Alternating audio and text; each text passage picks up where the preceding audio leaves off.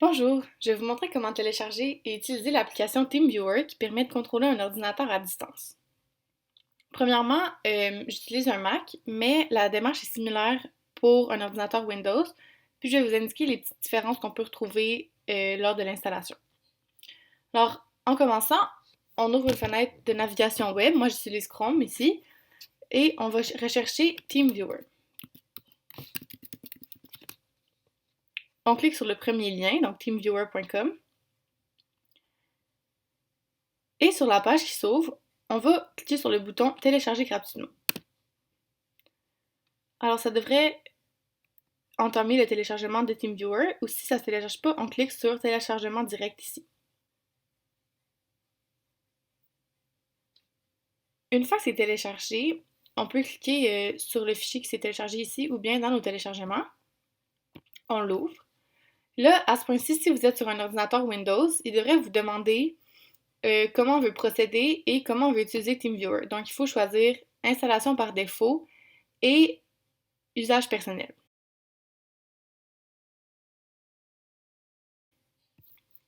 Alors, ça devrait ouvrir l'installation et on peut juste suivre les étapes à l'écran.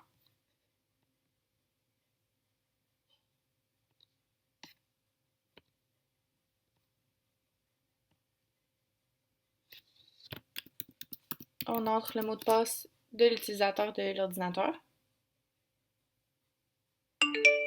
Et une fois que c'est terminé, TeamViewer devrait s'ouvrir tout seul.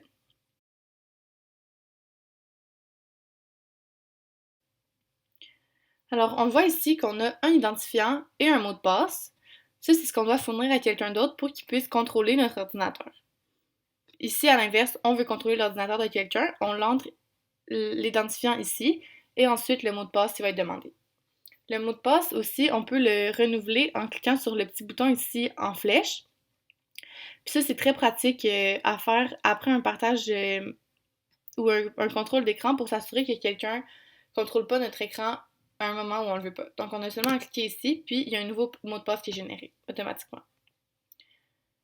La dernière chose à faire pour les utilisateurs de Mac, c'est de cliquer, de venir voir ici le bouton Vérification des accès au système. Il faut s'assurer que l'enregistrement d'écran et l'accès au périphérique est activé pour pouvoir contrôler à distance. Alors, on va dans les préférences et on coche TeamViewer. Là, ça me dit qu'il va falloir redémarrer pour que les changements soient appliqués, mais puisque je vous montre l'autre, je vais le faire plus tard.